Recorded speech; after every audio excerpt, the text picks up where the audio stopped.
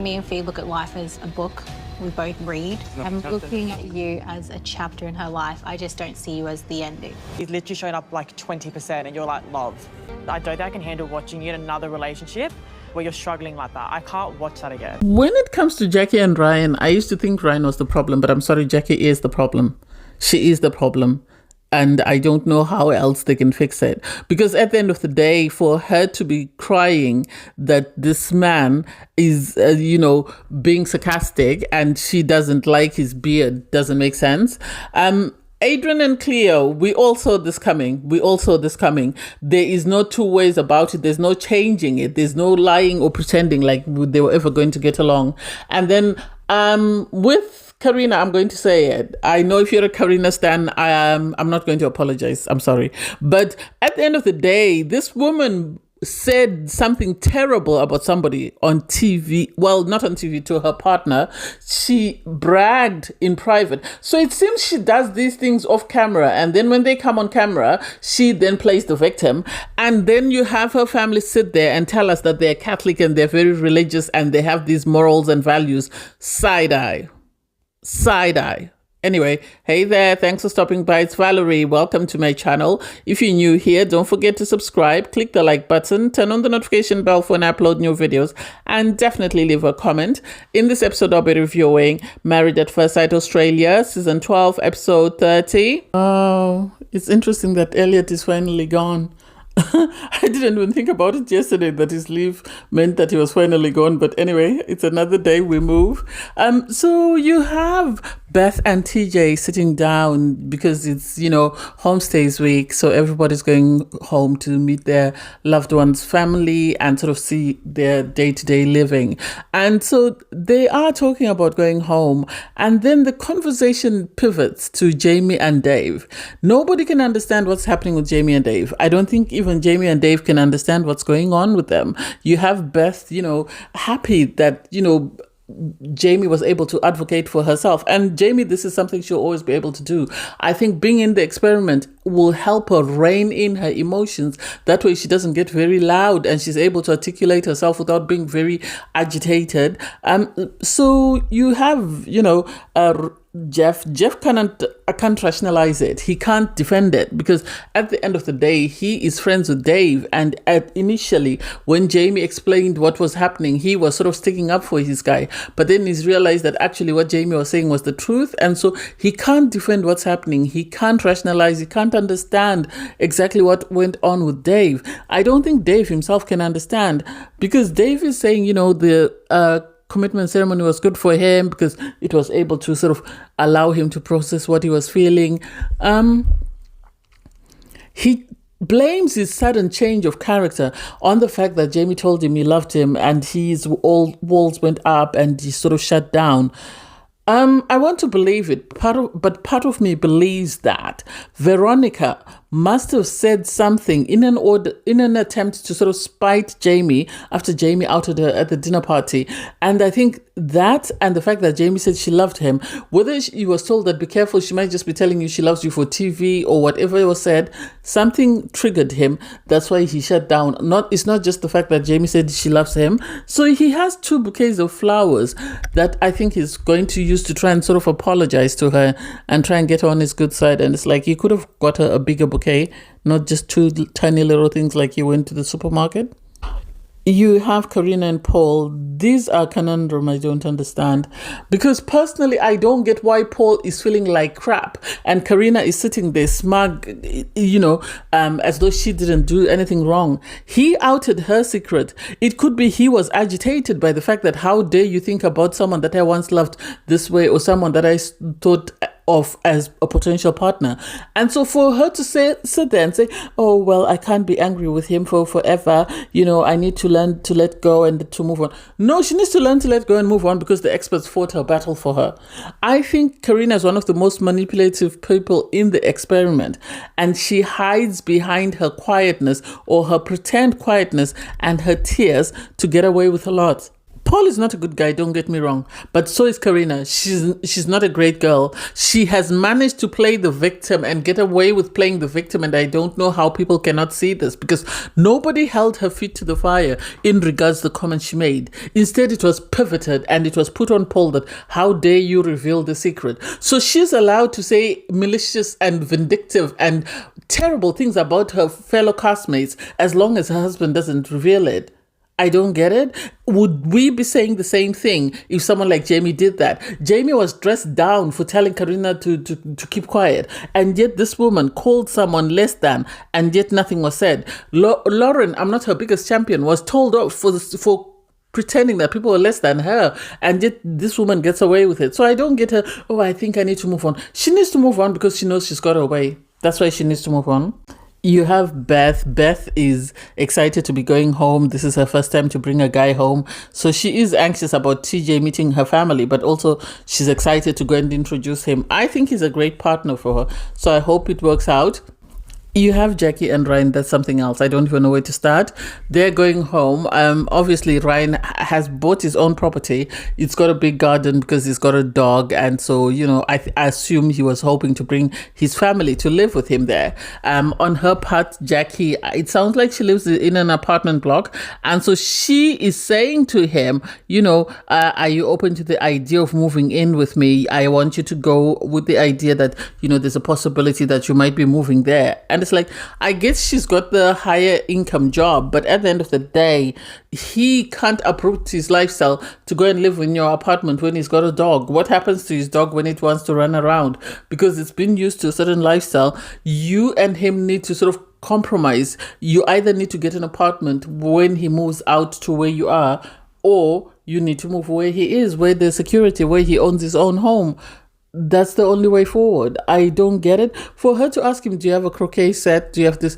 Jackie, you can go and buy one if you need it. If you're that desperate for it, you can go and buy one. I would assume that 9 now will afford to buy you, you know, a croquet set if needed. You have Aina and Adrian. Aina and Adrian, they're going home. Adrian is anxious about meeting Cleo. I know that for a fact. Apparently, they've agreed that he's not going to meet her son this time, and I'm happy that they're doing that. I have a feeling they've decided to push it until the very end of the show. So they've decided not to involve her son in this mess because they won't be able to explain to him what's happened. Yes, he might see it on TV, but I think they've decided to keep it going. Adrian is saying, I hope things go well because, you know, if our families cannot get along, then there's no point in us pursuing this. And it's like, your family is the one who came with the drama. It wasn't Afina's family. So the idea that you are now saying that if her family doesn't conform, you are out the door. You were already out the door, buddy. You're just looking for an excuse. At the end of the day, it's not Afina's fault that your friends came and showed themselves out. It's not Afina's fault that your sisters came and showed themselves out. It's up to you. Do you like this woman? Do you see a future with her? If you do, then you need to put in the work to actually make sure that it actually does pan out and it is successful. So you have, you know, the couples going home. We get to see Jackie and Ryan go home, Karina and Paul, and Aina and Adrian. With Dave and Jamie, they still haven't left their apartments because Jamie is saying it's not safe for her to go anywhere with this man because at the end of the day, he broke her heart and she's devastated and she doesn't know who to believe. So you have him rock up Dave with two bouquets of flowers. He gives her one and then he gives her another one, and is in a very good mood. Who did somebody order a husband? And it's like, I get where people are coming from when they say that his dad's, you know, timeline was shortened. I get that, but at the same time, this is why maybe he should have taken a pause on the experiment, or he should have spoken more freely to his wife and sort of brought her into what was happening with him. Because I think given the fact that he said Jamie had done everything to make him comfortable, she would have understood what was going on with him. She would have been more compassionate, more empathetic. He seems more open to the idea of having a conversation with her. He expresses himself that, you know, her saying she loves him sort of scared him. And so he sort of retreated. But then at the same time, Jamie kept asking him questions and he wasn't answering her. So I can see why she would be doubtful of whether he is actually being honest or whether he's just saying what she feels she needs to hear. I thought they were one of the most genuine couples in the experiment from the start, because yes, they had issues with another couple, but still they were always respectful towards one another. They were always caring, compassionate, empathetic. So to see Dave change and suddenly become a different version of himself, where he's very distant, where he's very disconnected, didn't make sense. I get Jamie saying, you know, I'm not ready to do the homestays because I don't understand, because apparently they both come from Melbourne. So this is why it would have been easier for them, because there was no need to sort of move to a different town and leave your family. They live in the same town. They might not live as close together in Melbourne as they are, but they could always move. They're still in Melbourne. It's not like one is in Melbourne and one is in the Gold Coast or one is in Sydney. So I hope they're able to continue to talk. At least Jamie was able to hear him. She didn't kick him out, which was good. You have Aina and Adrian. Aina and Adrian, they're a dumpster fire, in my opinion. So Aina and Adrian, they go to Afina's home. She's busy showing him around. She's busy showing him the renovations that she's done to her place. And so they reveal that her son has been sort of gone to spend the day with her mom and dad, which is a good thing if they're trying to sort of keep him out of the picture. Because it's one thing for the mother to become emotionally attached to this man. It's another thing for the child to become emotionally attached to this man, because not only will Afina have to worry about sort of detangling herself, but she will also have to worry about her son. She's baking, I assume, for the crew and Adrian. It really looks cute. I was hoping to see what the cupcakes looked like once she was finished. And then they go into this conversation where Adrian is expecting an apology from Cleo, because in his opinion, though, yes, he understands Cleo was defending her twin, but at the same time, he doesn't feel it was necessary for her to shout. And it's like, well, there was one of her going against 4 people. What did he expect her to do? She had to make herself heard. I'm not saying it's always right to shout, but at the end of the day, she was trying to explain to these women that they were trying to railroad her twin and they wouldn't give her an opportunity to speak. And this is why she felt the need to shout. So for Adrian to expect an apology from her doesn't make sense. If I were Adrian, I would go with a bouquet of flowers for Cleo. I would apologize to my wife in Cleo's presence, and then I would apologize to Cleo for disrespecting her and not sort of owning up or not standing up for my wife, because he's got a twin. He knows how it feels when your twin is being railroaded. I don't have a twin. I have twin siblings, but I don't have a twin. But at the end of the day, he should have been able to understand and be sort of compassionate and empathetic to the situation. I don't get why he's insistent on an apology, which he knows for a fact Cleo is not going to give him. Have you ever watched something and you side-eye and you just are looking for something positive to say about it, looking for something respectful to say about it? So you have Karina and Paul. They are going to Karina's parents' home. That's where they are staying. According to Karina, she moved back in with her parents after the breakdown of her latest relationship. And then she walks in and all we're shown are rosaries and crosses. And it's like, this doesn't align. How is she moving out to live with someone, and then when they break up, she comes back home, and yet she comes home with her husband, and you say she can't stay in the same bedroom? Make that make sense. How is she sleeping with random rappers, and then she comes home with her husband, and you say they can't share the same bedroom because of the fact that they haven't been married in the eyes of the church?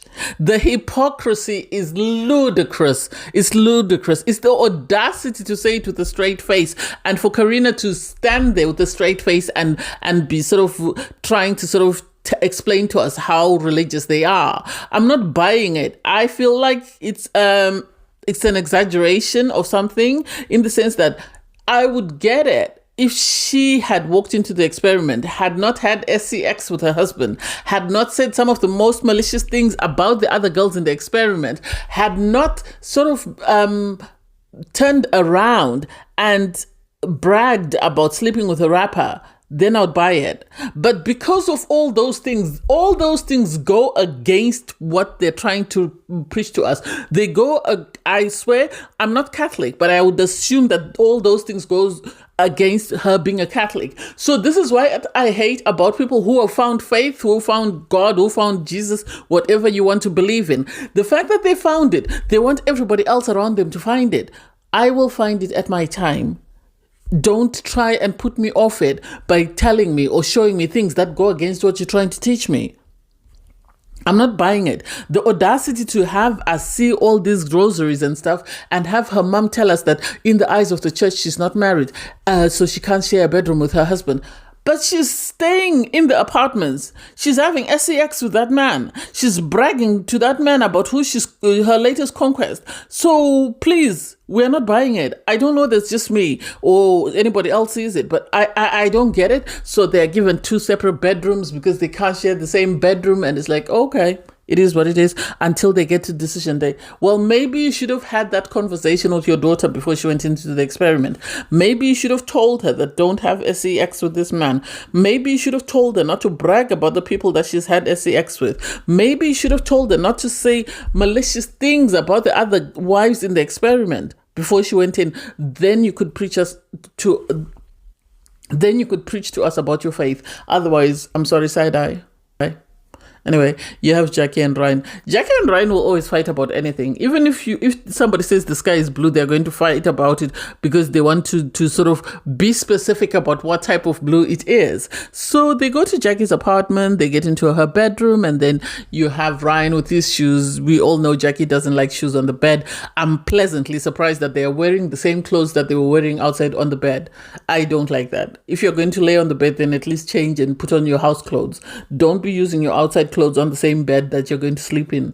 I don't get it. That's just my own little OCD. So they have this back and forth whereby, they talk, Ryan is being sarcastic and he's sort of saying, oh, you never told me you were a very clean person. It's interesting that your apartment is very clean. I'm actually pleasantly surprised. She gets triggered because he said it's just being sarcastic. And so she decides to call his beard not manly. And it's like, Jackie is very petty. Even the person she's with at the moment, I'm surprised they're coping with her because she's too immature and she's too petty. I don't like it. I don't get why they were arguing. Even Ryan at one point, I think, was tired of arguing with her because he said she's the most difficult person he's ever tried to date. And I wouldn't see them lasting a long time. I think Jackie would cope with someone like Adrian because Adrian says it as it is. And Ryan, I think, as much as he tries to sort of be a manly man, I think at times he's a bit too empathetic, especially with Jackie. He hasn't really said anything that would trigger you to say, oh my God, the audacity. Yes, he spoke about not being a stay-at-home dad, but he hasn't said anything sort of malicious or vindictive towards Jackie that we've seen. So I don't get their constant arguments. The producers are messy, showing Jackie and Ryan sitting on a little bench in the garden, sort of having this back and forth about their argument about his beard. It's just childish. It's just childish. I think they're really trying to show Jackie and Ryan as people that are not serious about anything at all, because it doesn't make sense that they're fighting about this and they've decided to sit outside because this is something that's become so big that they can't sort of move on from it. Ryan is saying this is the beginning of the end, and we've all seen this. This has been the beginning of the end for quite a while. I don't think anyone is surprised.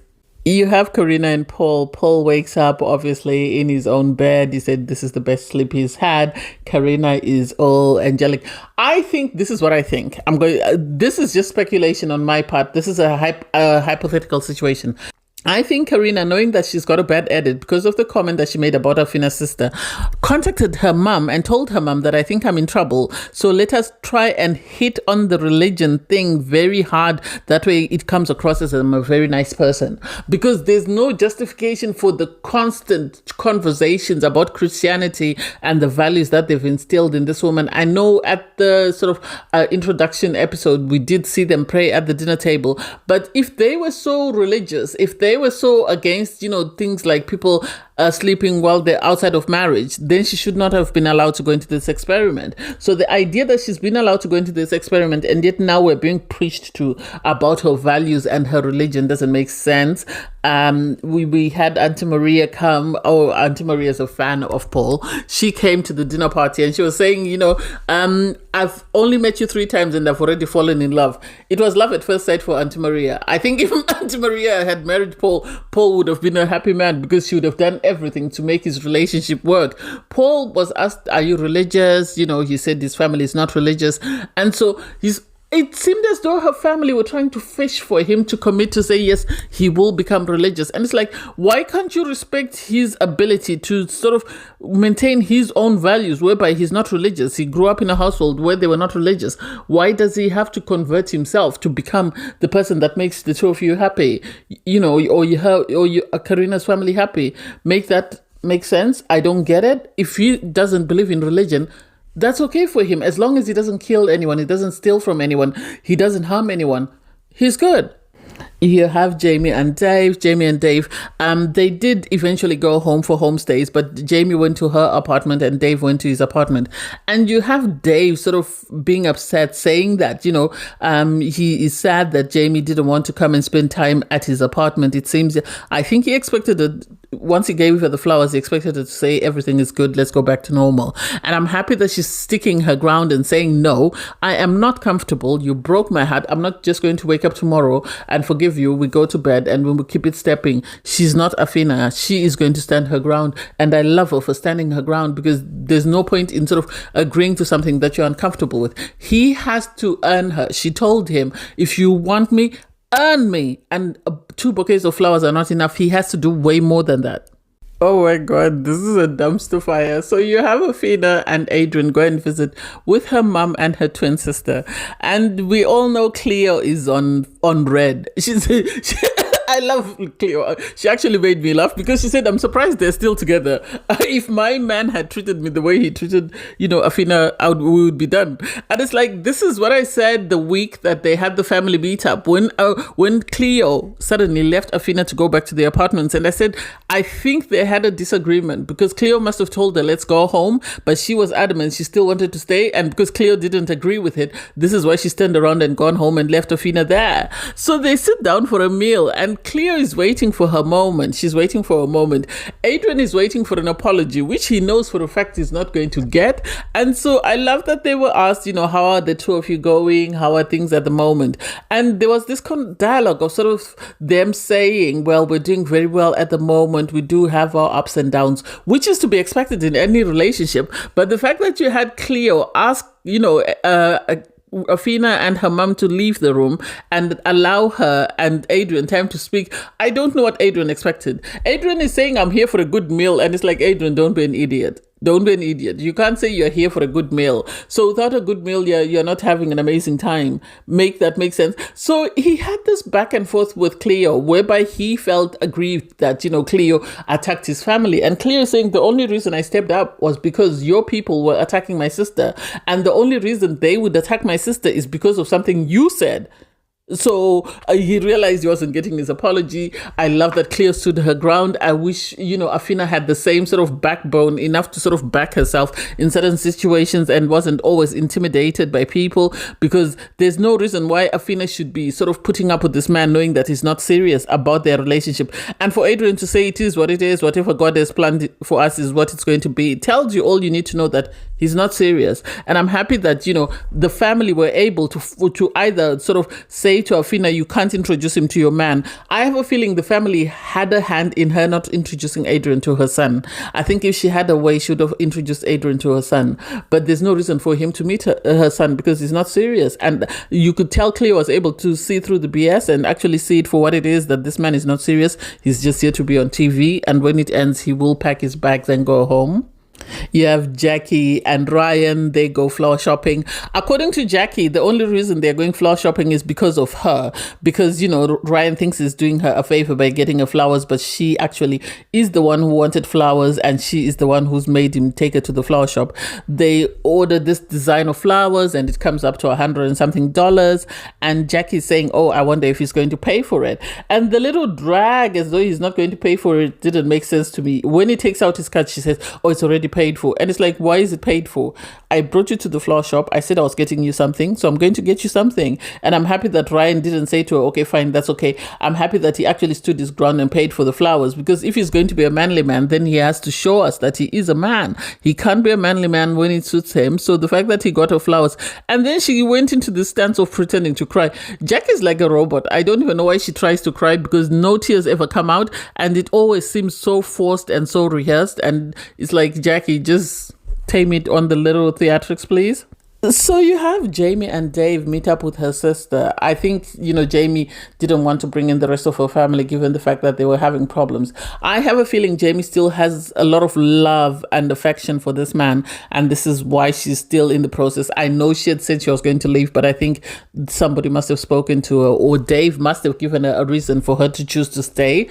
So they sit down, her sister presents, and her sister's saying, Jamie has a habit of always putting her all into a relationship, and the people she puts her all into don't give her what she's giving them. And Dave already confirmed this when he said, she makes him feel valued, she makes him feel loved, she makes him feel cherished.